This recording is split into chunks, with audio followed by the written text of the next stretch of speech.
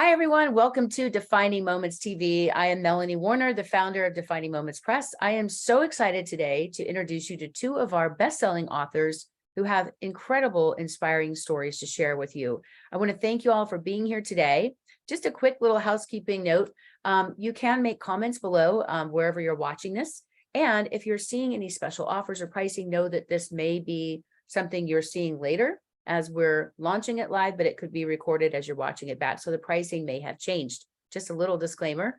And as we welcome you all, as you see different people coming in today, if you have questions, please put them in the chat and our authors are happy to engage. You can ask them anything you want about their process, their journey. And thank you for being here today to celebrate their book and really just the process they went through. Like a lot of people want to write a book. In fact, 80% of people out there say they want to write a book, but only 1% actually do. And we work with those 1%. So we've actually helped them along the way, not only get their books written, and they wrote their books themselves, but then getting them through that process of scrutinizing them, making sure it's the book that people want to read, not just the book they want to write. And a lot of times it's doing the promotional side, because writing your book is really only 10% of the journey. Marketing it is 90%. So this launch is something we do to help introduce them to more people like you who are potential buyers. You also have this unique opportunity with all of our authors to be able to work with them. So they may have a free workshop or a freebie or an offer that you have as a special gift for coming today as well. So without further ado, I want to introduce our first author, Erin-Kate Whitcomb. Thank you for being here, Erin-Kate. So tell us a little bit about you and where you're calling in from today. And also if you would share with us a defining moment in your life. Absolutely. And thank you for having me. And thank you for helping me publish this book that's been ruminating in my head for a long time. I'm calling from San Francisco, and I've worked in the corporate space for 30 years, various industries. I was in transportation and healthcare and investment banking administration and tech and academia. And the common denominator is that there are people everywhere. So one of the things that I've learned that has helped me is really paying attention to how people behave, respond, engage, and communicate at work. And that comes from all levels within the organization. I would say a defining moment of mine was realizing that I was told that I think differently than other people do. My brain processes from weird, different places. I don't know where the stuff comes from, but there's a natural creativity, I'm told, that I use to approach problem solving. And when I've watched a lot of people, over the course of my career as a leader in all these industries, and by the way, my background has been in business operations for the most part. So that's why I'm able to translate from industry to industry, because it's not specific to a particular industry. And I learned that when we bring problems to the table, I listen to a lot of different people's perspectives on that. I'm a person who goes back to the core problem. Like there's a technique that you use called the 5 whys, is one of many.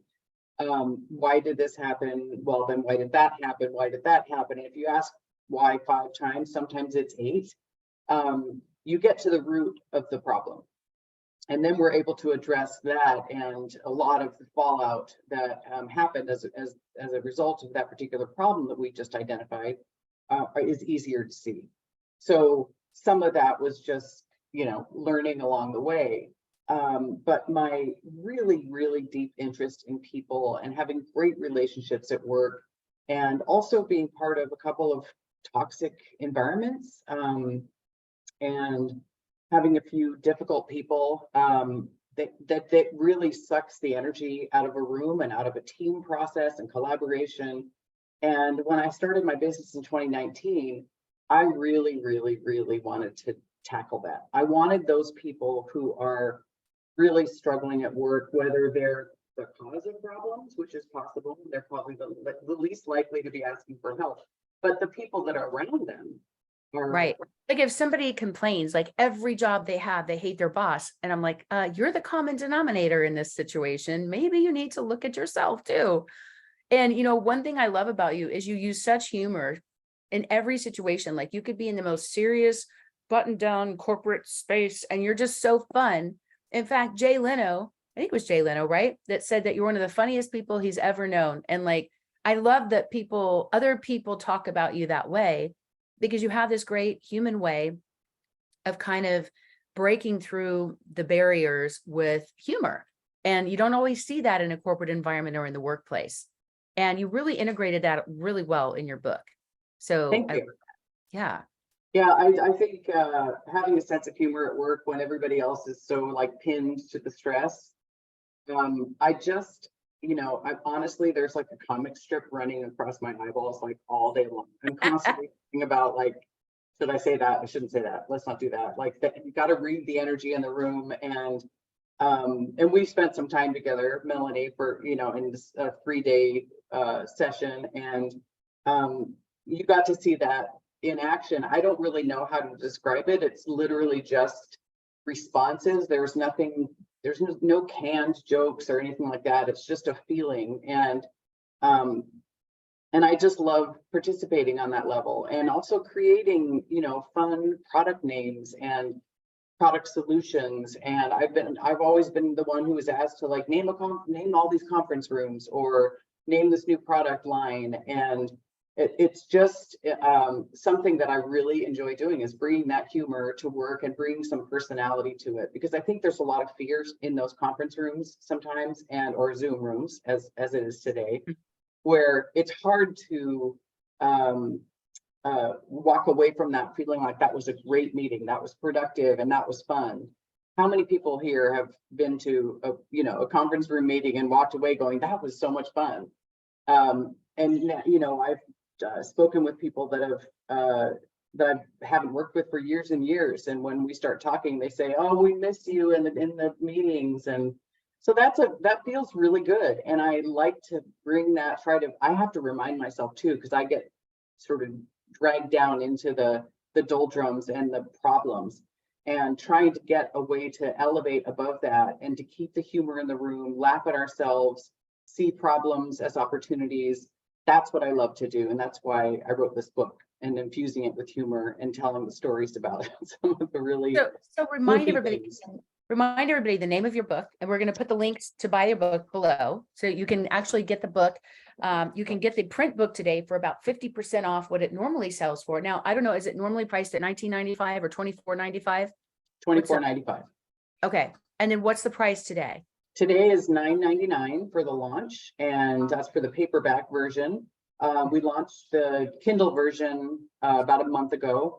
And so I'm really excited about the paperback, so that I can actually hand it to people. And when I'm doing my speaking engagements and help people to break down the issues within their teams. The book's called Good Work: How Gen X and Millennials Are the Dream Team for Doing Good When Collaborating Well. Awesome. And I don't even know if you've received your actual hard copy yet, have you? And you haven't?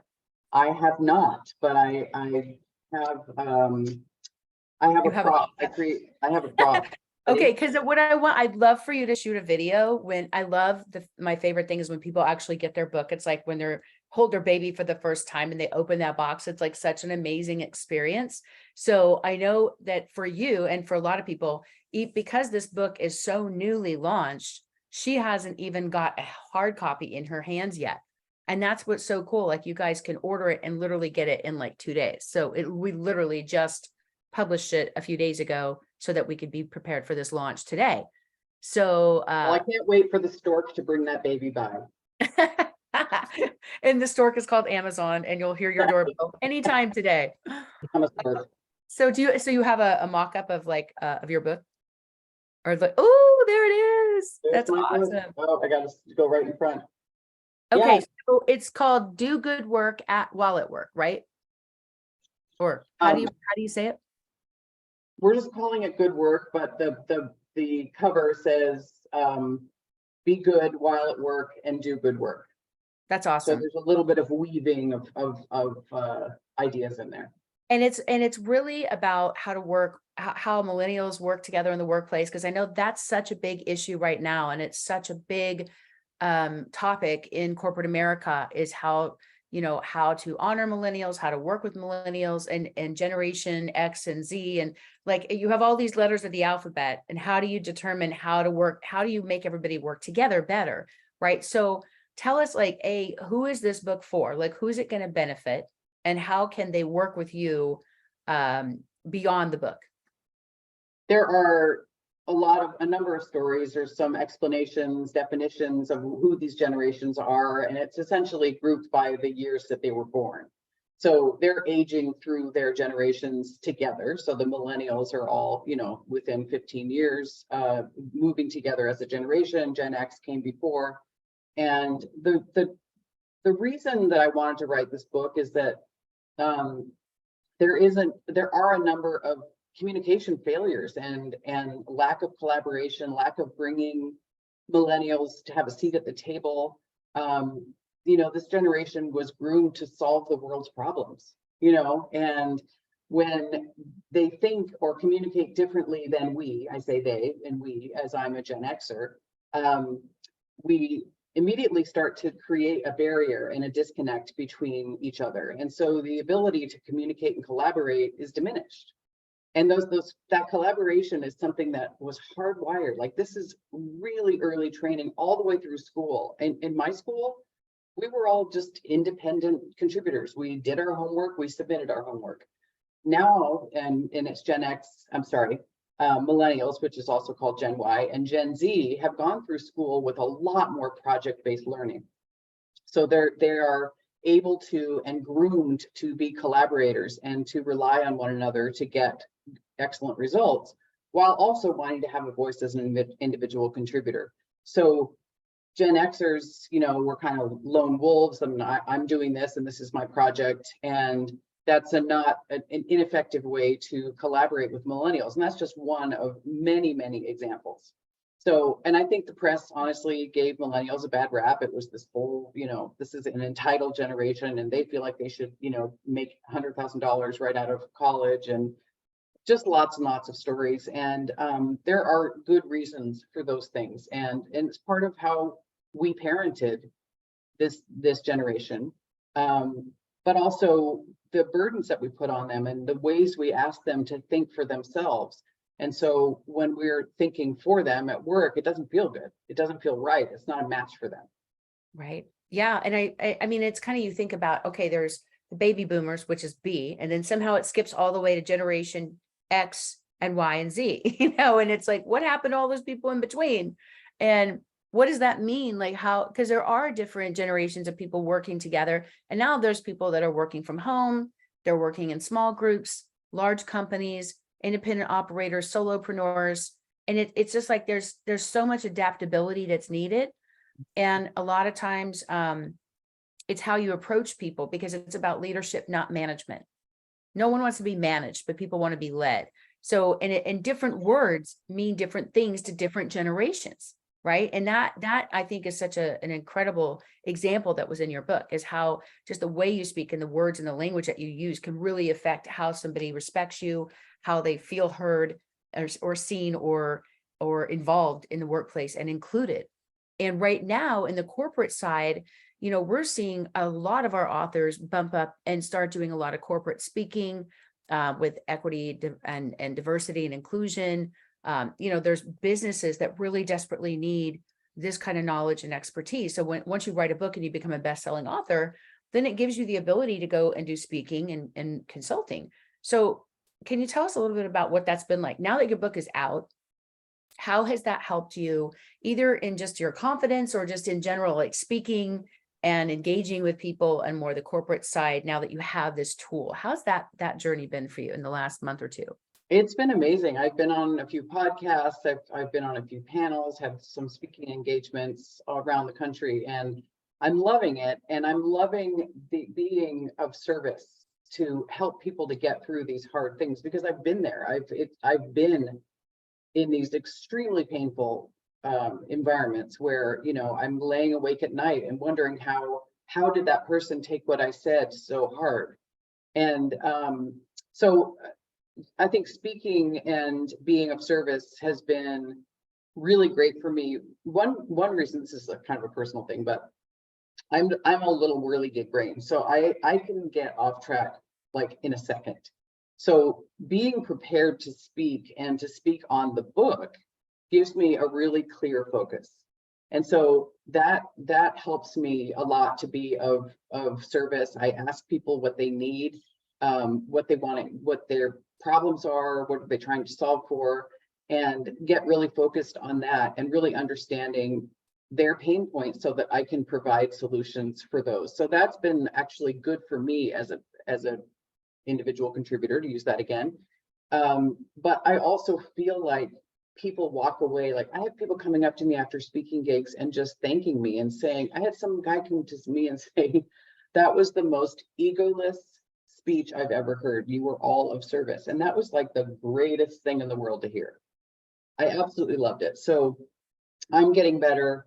I'm learning from other people. I'm getting better, and with really being clear about solutions that different organizations need. And I just, my whole orientation has been about helping people over a lifetime. And this is a way to get it really focused. And I'm just, thank you to Melanie and your team for really helping me to get a clear focus on something, because I don't. Well, and you had contributed a story. You were a collaborator in a book that became a bestseller. How was that different than actually writing your own book and using that book to actually grow and build a business, you know, as a coach and a trainer and a speaker? What was the difference between those two types of experiences? Well, the first book, I wrote a chapter in that, and giving me a word constraint was terrifying. Um, that's not a strong suit. And so I got really focused. I learned to be focused in my writing, just doing that project. And I really have enjoyed giving that away at various events. And I think it's given me a little more confidence to write this sort of, you know, I guess singular, you know, my own author voice over a longer story haul. So I think, you know, learning to thread those things together, having that sort of starter kit version of writing one chapter and then moving into writing many chapters, I had to remove a whole lot of content because I realized that there's another book for people who want to up level in their careers. And so I took a lot of those things out of there. And so because of the writing process and the way I did it, it made me get focused and then put some other things to the side and say, maybe this is something for another book or other blog posts and things like that. So having content come forward at front of mind was really, really good for me. And it's also sort of purging a little bit of, you know, past work trauma. But I do think I love that you now that you've gone through this process. First, you started by sharing one story in like a chapter in a book as a collaboration book. And we do those too, like the chicken soup kind of books. We've done those for years and they're awesome. But to go to write your own story and realize you had so much content. First, people go, I don't know if I have enough to say, but you had so much content, you have enough for another book. So now you've gone through this process, you've learned exactly what you need to do. It takes that fear factor and the doubt and the imposter syndrome away because you've actually done it. Not only have you written a book, but now you're a #1 best-selling author, which then leverages you as a speaker and a trainer. And it sets you apart from all the other people out there that are, posturing as like a speaker, trainer, or expert in their field. And now you have enough content for the third book, which is really exciting. So that process gets cut, in such a huge way because it doesn't take that long to do now that you get away from the fears and doubts, right? A lot of people sabotage themselves and overthink things, and then they don't finish their book. So what advice would you give to somebody who's kind of on the fence about writing your book or finishing their book? Like, what's the best piece of advice you could give somebody who hasn't either started or finished writing their book? I would say, first of all, nobody is you but you. Nobody has your stories, your life experience. I didn't think I had anything really to say. I mean, there's millions of people out in the workforce and they're all having experiences. And but one of the things I realized is that I really do pay close attention to those experiences, and I ruminate on them and I try to solve for them. And I was told you should write a book, and for years, and I just thought that was ridiculous. Like, I'm just one of a million people who just are living life. That's all I'm doing. I'm just living life. But when you have experiences over time, then you realize that there are other people maybe at the beginning of their journey who can avoid having a bunch of drama and pitfalls and stress by employing a couple of different tools. Why wouldn't you share that?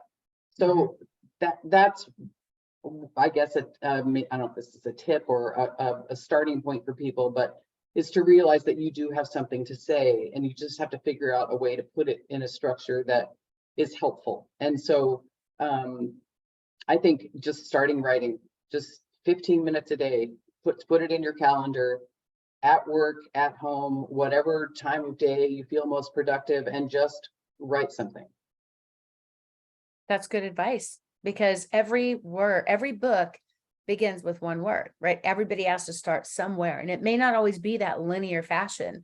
No, I know for us, like, we actually have trainings, and you guys have access to those. If anybody is interested in learning this process, we can actually send you a free workshop on how to actually get started, how to get your clarity about what you're going to write about, what kind of book, and even help you get your outline. So if you're interested in that, I can put that in the chat here below, the free workshop for you guys to also learn how to get started. So I think that's the biggest thing, is most people I find it really, there's no failure when it comes to writing a book. Either you don't start or you quit. Those are the two reasons people never get their book done. And the ones who do finish their book, at least the ones that we've worked with, every single one of those books has gone on to be a #1 bestseller. Right. And the only regret most people have is, gosh, I wish I would have done it sooner. Why did it take me so long? Second guessing everything. And when you think about the urgency of the people that are out there that desperately need this, like in your book, there are people in the workplace that are thinking of quitting. There are other people that are trying to become managers and leaders, and they're missing this data, this information, and they're struggling and they're suffering because they're not communicating at work enough. And this is something that could make such a big difference in somebody's daily work-life balance, because we spend more time at work than we do at home with our families. When you really break it down, like, these are the people we're around the majority of the day and interact and engage with. So it doesn't have to be toxic. It doesn't have to be painful. There's a lot of ways to make that work. And your book is a great tool for that, as well as your coaching and your speaking and the things that you do to offer solutions for a lot of these businesses. Okay, so any last thing you want to add before we move on to our next author today? Anything else you want to share with our viewers? I just encourage people to write and to read and to, take in the life experiences of those around you. Pay attention to those things. And in my book, there are tools at the end of most of the chapters that actually are just things you can start doing that are basic things. Like, you can even say, this week is going to be a listening week. I'm going to be a better listener this week. And you can choose 1 or 27 of the tools that I put in there, but just start doing something and start practicing the work, because just reading a book doesn't solve the problems. It's really implementing and making change in your life and being better at knowing yourself. So that's what I would say. And if you wanted to go to my website, it's www.working-courage.com. And you can get some blog posts and information there about what I do, but also there's some offers there around how you can get the book and both books if you'd like those. So Melanie, thank you so much. And Craig, congratulations for hitting #1 bestseller. I'm really excited to hear your story too. Thank you so much, Erin. Congratulations on your book. Looking forward to reading it. And thank you so much for being here, Erin-Kate. Congrats. And we're so proud of you and so excited to watch your journey. Like, I just watched the evolution just in a few months of getting your book done. And then you came to our speaker camp, got to hang out at my house with me for a few days up near Yosemite. And that was such a blast. You were comic relief. That was so much fun. And like, just the elevation of, becoming an author, like, writing and being an author, a natural progression is to become a speaker and like really start to get your word out there. And even if you guys have a book and you give your book away when you speak at different events, like it becomes a commodity and currency that you can use to have impact on more people. So, you know, one book can change anything and everything. One speech can change everything. So I'm super excited to see where you take it. So again, congratulations on all your success. And we're so proud of you and happy that you're here. Thank All you. right. You're welcome. Okay, so you all have a chance to get her book today for the special price that we talked about. And if you have questions for Erin-Kate, you can also put them in the chat and she can respond back to you as well. And now I want to move on to our next author, Craig. Welcome, Craig. Thank you for being here. Thank you so much for having me. And it's such an honor and such a blessing to be part of the Defining Moments team. And I'm so thankful for the program that you offer. Oh, you're amazing. We just love you. And, you've been in this just a few months. Like, yeah, I think you came in like April. It's really been like 2 months that you finished your book. You're such a good student. You did everything we told you to do. And now here you are, like launching your book. You hit #1 on the bestseller list, I think yesterday, which is my favorite thing to like record those little videos and say, look, you're #1. And I remember when I first hit #1, I was at Target. I was like in line at Target. And I started jumping up and down, and the lady at Target thought I was like having a seizure or something. And I was like, my book just hit #1 on the bestseller list. And she just kind of looked at me and just kind of like blinked.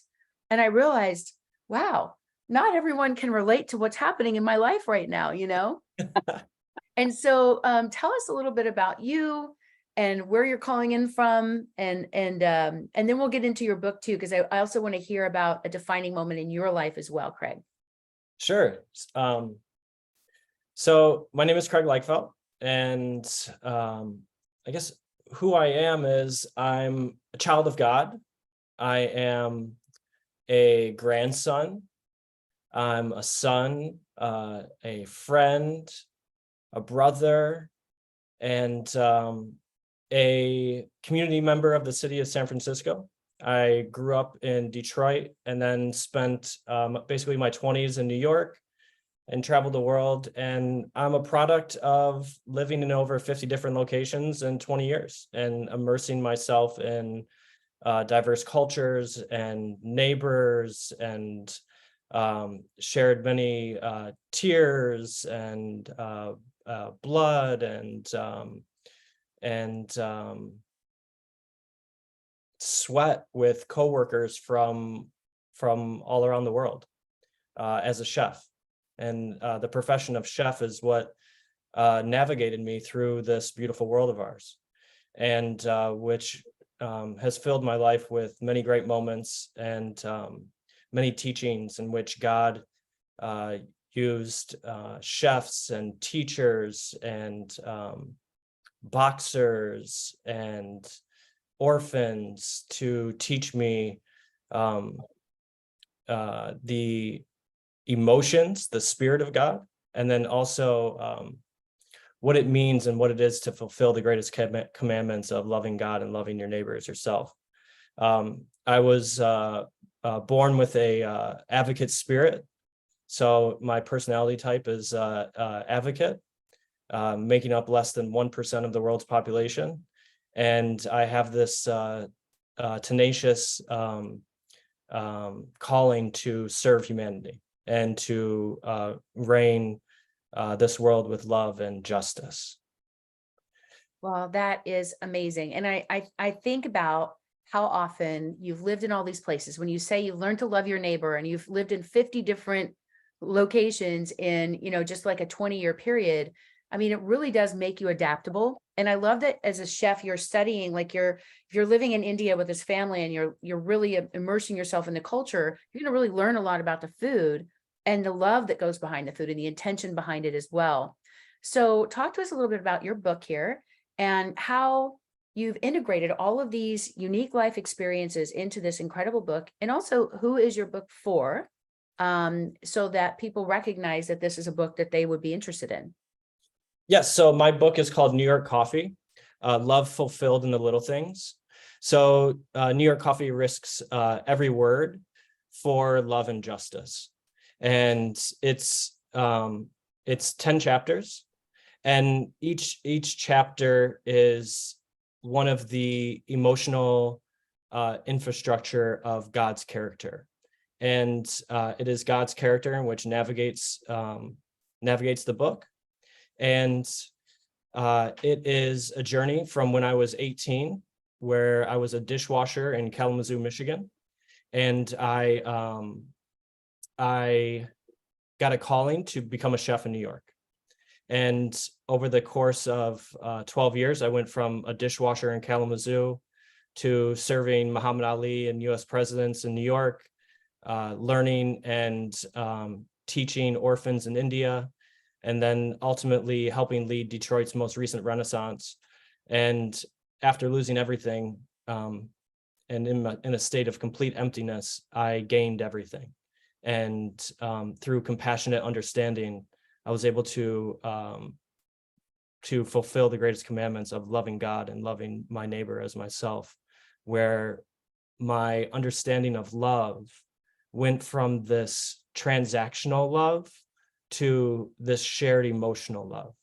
And at that point is when I really got the calling to start writing my story and start writing my book. And that was about 4 years Here's the ago. cover. I don't know, you can see, like, I have it actually pulled up on my phone, but you can't, it's like so small on my phone, but I love your cover so much. I know you designed it yourself. I see Banksy and all these other things, and and it's basically called New York Coffee, Love Fulfilled in the Little Things. So it's not just about New York. It's not just about coffee. It's a lot of love and everything. And then also these really cool stories and lessons. Like, you don't have to travel the world and live in 50 different places to gain the wisdom of what Craig has learned the hard way, right? And the beauty is you've done such an amazing job, Craig, of bringing that whole experience and adventure right to people, to meet them where they are, so that they can have this type of transformation in their own life, no matter where they are in their life, in their age or stage of life. They can literally just plug in and learn the same way like Mother Teresa led with love, right? If you wonder, how do people change the world just through love? Some people use force, right? But Gandhi, Mother Teresa, they used love to change the world. And I just think you're one of these incredible leaders and such a bright light for so many people. And especially being in the Bay Area right now, where, like, we talk about the media is all negative and hating on San Francisco, and you guys are both in the Bay Area. And I know you as individuals, and I see this beauty that you bring to the world and this knowledge and information that you now have these platforms to get it out there to people, right? Like, I just love that.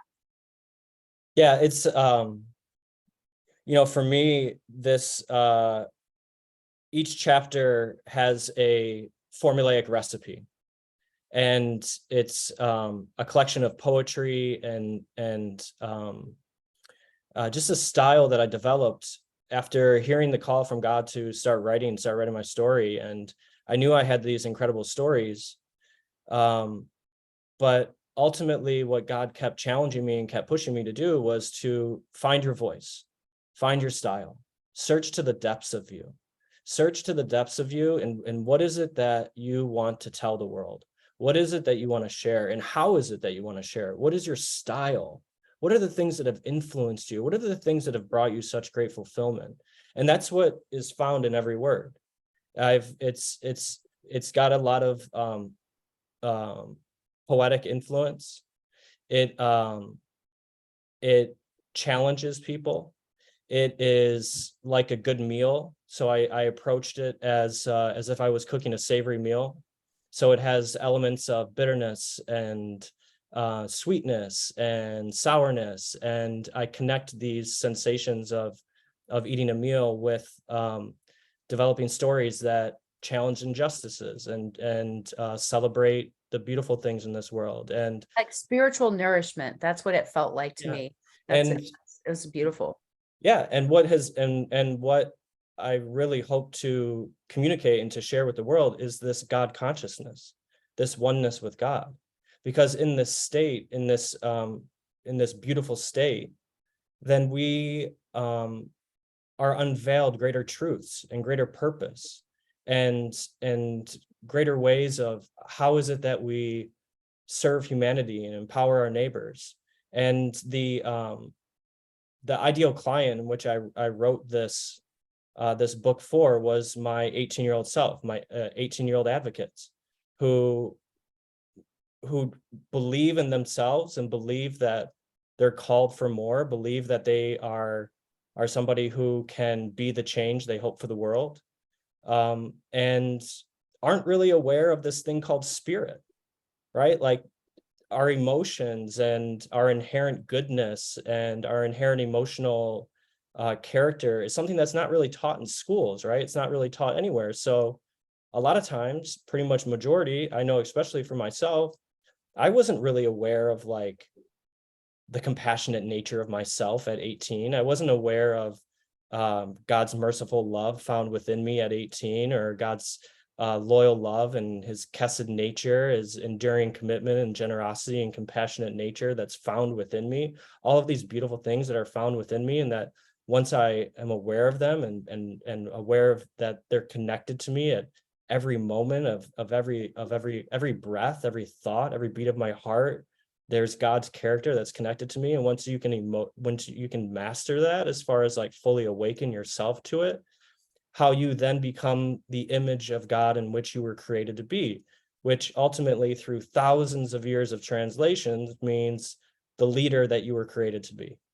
And we are all called to lead something, whether it's called to lead ourselves or lead communities or family or businesses or cities or states or the world or whatever it is.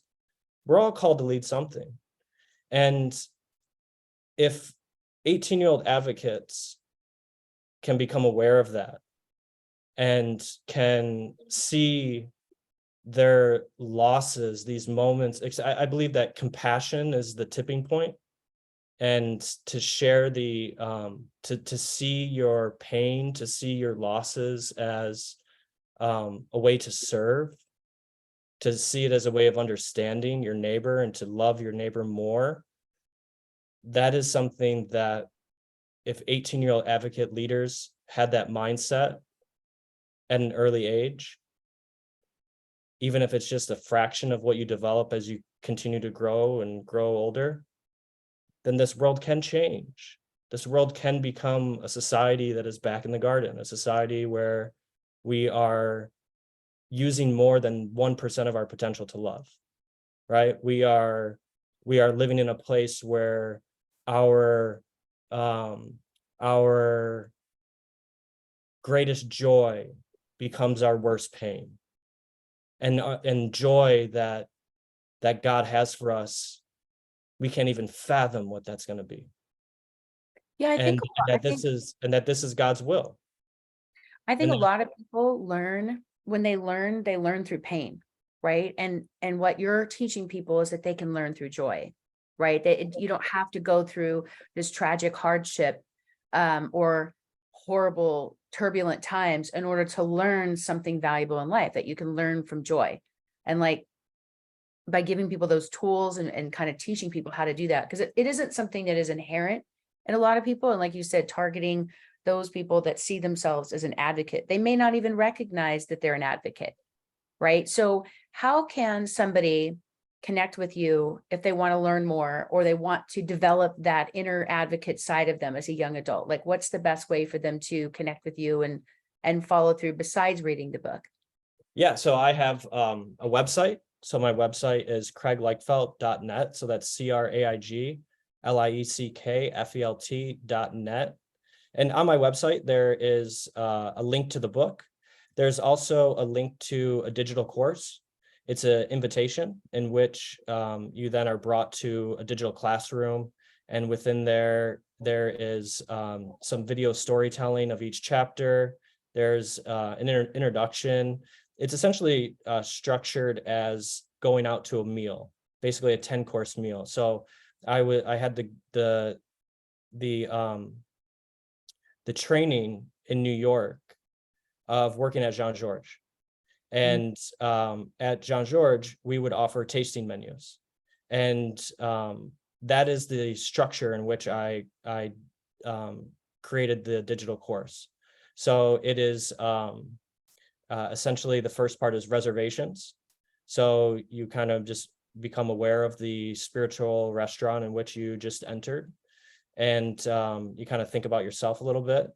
And then you get into the meal, and then it's 10 courses, and each course is in one of the emotional characteristics of God. And each course is a digital meal, digital video storytelling, about 5 minutes. And then afterwards is what's called coffee and table maintenance.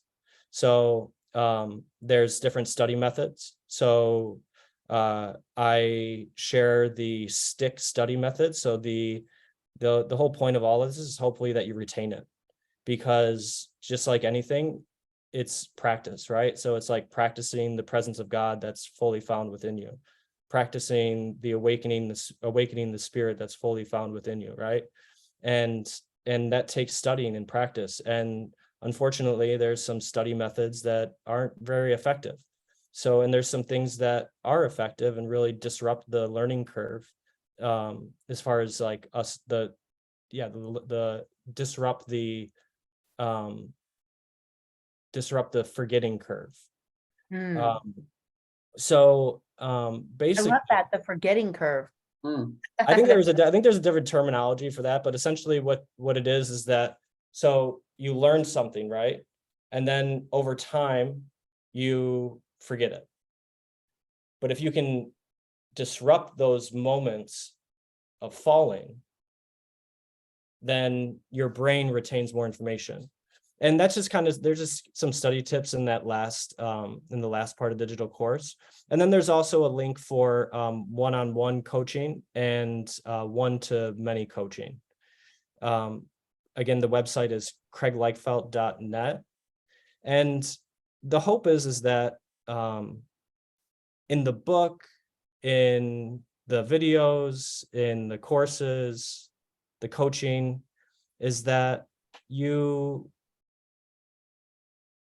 have an experience of like having a cup of coffee, and that you can go from the bitter sorrowness to a healthy vitality in just a sip. And that's what I hope to share with you, because that's what God does for me every moment of my life. And I'm so very thankful. Well, that is so beautiful. And thank you for sharing. They say you can't have faith and fear. They can't coexist. Right. And so I love that you're, and right now, like I said, where there's so much darkness, there's a lot of people that are lacking hope, that are questioning leadership, that are questioning who their heroes are. And, they're idolizing different things, right? Like it's such a foundational thing that I think is so critical for people to have that, to really know what faith is, and to really be able to walk their own relationship with God, and to define what that is for them, and really get to dive deeper into it. I've watched my dad teach Sunday school class for 60 years, and was so cool because we were at a wedding. I was with him for Father's Day, and we were in Texas, and we were at a wedding, a reception, and this woman walked up and said, "Are you John Warner?" And she said, "You were my Sunday school teacher in high school in 1971. Wow. She recognized him and said, oh my gosh, I could cry. She said, "All the things you taught me at such a foundational age when I was a teenager have stayed with me all these years." And that was over 50 years ago, guys. Wow. So like, you never know just the impact you're going to have on somebody when you invest in yourself and your knowledge, and you start to share that with the world. And he's been doing it for so long, and then wrote his books, and now his books are all bestsellers, and he does really well, and he donates all his money back to his church, right?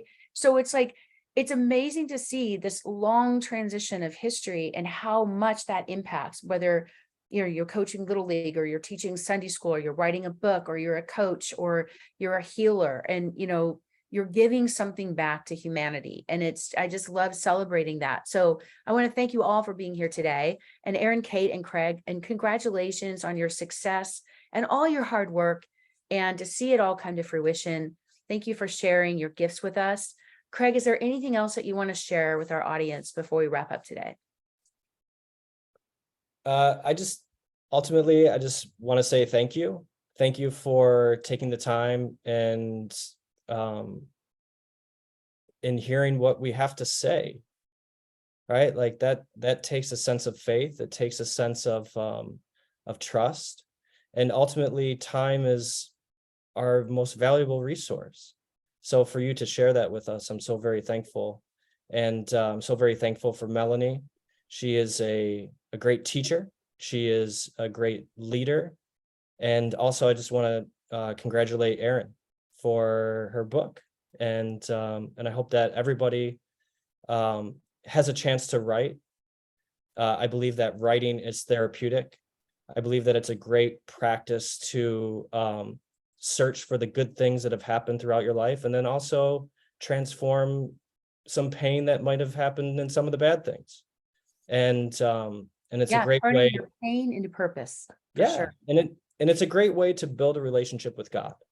And the more that you can build a relationship with God and become one with God, then greater truths and greater purpose for love and justice and ways of loving God and loving your neighbor as yourself are unveiled to you. And this state, this God consciousness, is heaven on earth. This is God's will. And I hope that you can strive for this. So Well, thank you thank so you. much. I really appreciate the kind words and all the hard work. I mean, you guys did the work, and I'm amazed at it's only been about 6 weeks or so that you came into this program and you hit it full force. You did everything we taught you. And we can only teach people so much. You have to take the action and do it. And you did it. And you finished your book. And now you've followed all the steps and here you are. Like, that's the thing. If you know the process, then it takes the fear out of the process. So, and real quick, and then we can wrap it up. But what was it like for you when, you were, before you came into work with us, you were kind of trying to figure things out on your own. How has this been, this process of being able to plug into a community of other authors and get that instant feedback? How has that process helped you get your book done and out a lot faster than trying to do it on your own? Erin, would you like to go first? No, you go for it. You're on a roll. Okay. All right. So that's very kind. Thank you so much. For me, so this was like a 4-year process, and I had written a couple different drafts of it, and kind of self-published some, and it just kind of went really nowhere. And I didn't really know where to go. I mean, as far as this is new to this world. I trained in kitchens for 20 years. So then to start writing, and I just kept trusting in God and be like, okay, yes, I'll keep writing. I'll write it. And then I was like, well, I thought I had a book. And then I kept rewriting, and I took a couple classes and kept challenging myself. And what I discovered in Defining Moments is a community. And God's call in my life was to write a book and share my story. And from that, who knows what can happen. And in order to maintain anything, a calling, when hearing the word of God, to maintain it, and when you maintain it, you live in this blessed state. There's 3 things that need to happen. There is daily disciplines. So for me, I write every single day. There's community, and this is Defining Moments for me, and also mentorship. And I'm so blessed to have that in Melanie. And Defining Moments is the community in my writing journey. And that for me, I knew that I had something. I had received some really great feedback in a Stanford writing class that I took, and that gave me some really great confidence. When I was still in the beginning of my journey. And then what happened is that I then listened to Sharon. I then listened to some coaches as far as the title process, as far as putting my title out there, and started sharing some of my work. And I started getting some incredible feedback. And it really built confidence and momentum in my life, where I just kept going for it, and got the ebook done, got it released. I couldn't be happier with it. I ended up doing a rewrite, and it was just a calling from God, and there was a void in my life as far as community in this writing. Well, there was a part of my life that could be strengthened. right? And I found that in defining moments, and that I was able to hear my calling and maintain it, and in the process I just reached bestseller in miracles and spirituality, and I'm so very thankful. So that's what it meant for And me. you were accountable, you were held accountable, you stayed focused and motivated. I think, having the weekly calls and just seeing other people progress, like just when you feel like giving up and you see someone else like Erin-Kate, just a month ago, she hit #1 on the bestseller list, and you saw she was doing the work, she's, taking the steps. And then I think having people see each other in different stages of their writing process, and then just see people make progress, gives you that hope of like, okay, if they can do it, I can do it. Right. And the more you see people have success with it, I mean, and the thing I'm most proud of with our whole company is that we have a 100% success rate, like no author left behind. If you write your book and you finish your book, we will make sure it gets out to the people that are meant to see it. Right. And that's half the battle. So thank you for your courage to finish it, which the majority of people don't. And now this is the fun part, right? And that's really the joy for me, is to watch you guys celebrate it. I feel like I almost feel like the grandmother, like, in the delivery room when people are having their little book babies and we're just celebrating, like we're so excited for everybody. But yeah, you guys deserve it. You've worked very, very hard, and I love the support of this group. I want to also thank all of the other authors who are cheering you on in the background, supporting you, giving you feedback and encouragement as well. And love seeing people at different stages helping each other out. So that makes my heart happy too. Well, great. Thank you guys so much for being here. Really appreciate your time. I know how busy you both are, that you spent this time with us and are here with all of these viewers today who are also going to be readers of your books and followers of your work, and maybe even connect to work with each of you, which would be amazing. See, what we love to do at Defining Moments isn't just give you a solution. We want to give you a chance to not only just come and get a book, like you can get a free book, you can buy a book, you can find a solution, but beyond that, beyond the book, you have the ability to work with each of these people and further your own journey in your life or your business of where you want to go, that you don't ever have to walk that journey alone. And that's the beauty. There's always somebody who's just a few steps ahead of you that's done what you're trying to do. And we want to make sure that you get a chance to meet these people and have that experience of becoming the best version of you that you're meant to be. So if you've ever looked in the mirror and thought, gosh, I just thought my life would be different, I thought things would be better by now, or maybe life is going well and you just want it to be a little bit better, you need to tweak something to get to that next level, then these are opportunities, and these are tools, and these are books, and these are people that can help you get there. So I just want to say thank you all for being here today, for supporting our launch and our authors.